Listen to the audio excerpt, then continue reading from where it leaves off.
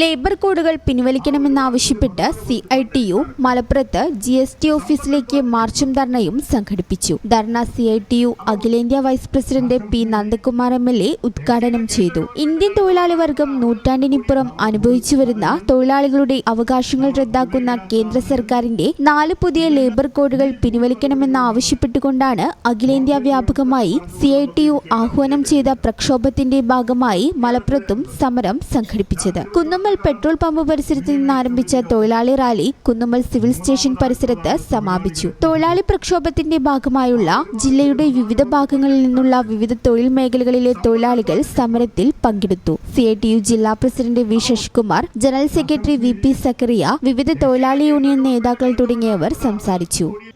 ഈ channel news Malappuram.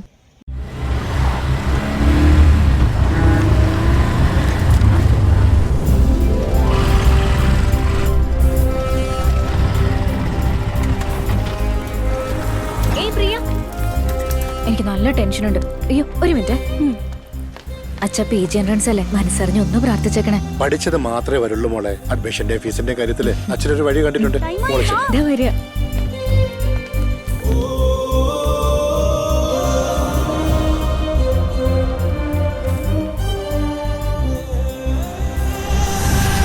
KSFE ഈ നാടിന്റെ ധൈര്യം.